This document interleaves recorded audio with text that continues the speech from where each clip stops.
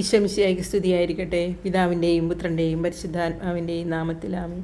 ഇന്ന് നമുക്ക് ഉത്തമഗീതങ്ങളുടെ പുസ്തകത്തിൽ നിന്നും 5-ാം അധ്യായം പ്രാർത്ഥനാപൂർവം ശ്രവിക്കാം.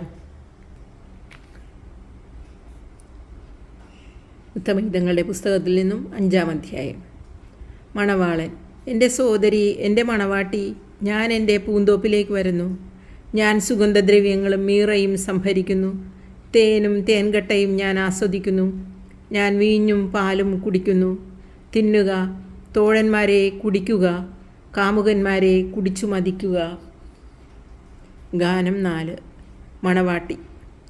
ഞാൻ ഉറങ്ങി, പക്ഷേ എൻ്റെ ഹൃദയം ഉണർന്നിരുന്നു. അതാ എൻ്റെ പ്രിയൻ വാതിലിൽ മുട്ടുന്നു. മണവാളൻ.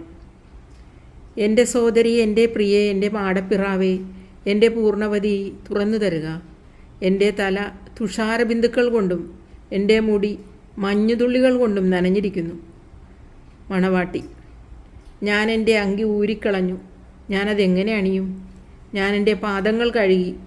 ഞാനിനി എങ്ങനെ മണ്ണിൽ ചവിട്ടും? എൻ്റെ പ്രിയൻ വാതിൽ കൊളുത്തിൽ പിടിച്ചു. എൻ്റെ ഹൃദയം ആനന്ദം കൊണ്ട് തുള്ളിച്ചാടി. എൻ്റെ പ്രിയന് തുറന്നു കൊടുക്കാൻ ഞാൻ എഴുന്നേറ്റു. എൻ്റെ കയ്യിൽ നിന്ന് മീറയും എൻ്റെ വിരലുകളിൽ നിന്ന് മീറത്തുള്ളിയും വാതിൽ കൊളുത്തിൽ ഇറ്റുവീണു. എൻ്റെ പ്രിയനായി ഞാൻ കതകു തുറന്നു. പക്ഷേ അവൻ അപ്പോഴേക്കും പോയി കഴിഞ്ഞിരുന്നു. അവൻ സംസാരിച്ചപ്പോൾ എൻ്റെ ഹൃദയം പരവശമായി. ഞാൻ അവനെ അന്വേഷിച്ചു, കണ്ടെത്തിയില്ല. ഞാൻ അവനെ വിളിച്ചു, അവൻ വിളികേട്ടില്ല. കാവൽക്കാർ നഗരത്തിലൂടെ ചുറ്റിക്കറങ്ങുമ്പോൾ എന്നെ കണ്ടു. അവരെന്നെ തല്ലി, അവരെന്നെ മുറിവേൽപ്പിച്ചു. അവർ എൻ്റെ അങ്കി കവർന്നെടുത്തു. മതിലുകളുടെ ആ കാവൽക്കാർ തന്നെ. ജെറുസലേം പുത്രിമാരെ, ഞാൻ കെഞ്ചുന്നു. എൻ്റെ പ്രിയനെ കണ്ടാൽ ഞാൻ പ്രേമാതുരയാണെന്ന് അവനെ അറിയിക്കണമേ. തോഴിമാർ. മാനിനിമാരിൽ അതിസുന്ദരി, ഇതര കാമുകന്മാരെക്കാൾ നിൻ്റെ കാമുകന് എന്ത് മേന്മയാണുള്ളത്? ഞങ്ങളോടിങ്ങനെ കെഞ്ചാൻ മാത്രം നിൻ്റെ കാമുകന് മറ്റു കാമുകന്മാരെക്കാൾ എന്ത് മേന്മ? മണവാട്ടി. എൻ്റെ പ്രിയൻ അരുണനെപ്പോലെ തേജസ്സുറ്റവൻ, 10,000-ങ്ങളിൽ അതിശ്രേഷ്ഠൻ. അവൻ്റെ ശിരസ് തനി തങ്കമാണ്. കാക്കക്കറുപ്പുള്ള അവൻ്റെ അളകാവലി തിരമാലയ്ക്ക് തുല്യം. അവൻ്റെ കണ്ണുകൾ അരുവിക്കരയിലെ പ്രാവുകളെ പോലെയാണ്. പാലിൽ കുളിച്ച് തൂവലൊതുക്കിയ അരിപ്രാവുകളെ പോലെ തന്നെ. അവൻ്റെ കവിളുകൾ സുഗന്ധദ്രവ്യങ്ങളുടെ തടങ്ങൾ പോലെയാണ്.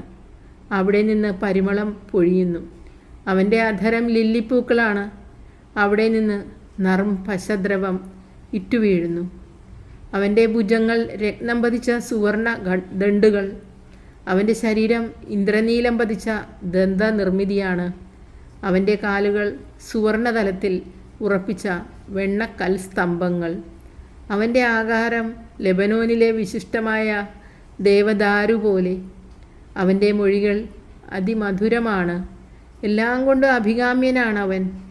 ജെറുസലേം പുത്രിമാരെ, ഇതാണെൻ്റെ പ്രിയൻ, ഇതാണെൻ്റെ തോഴൻ. കർത്താവിൻ്റെ വചനം. ദൈവത്തിന് നന്ദി.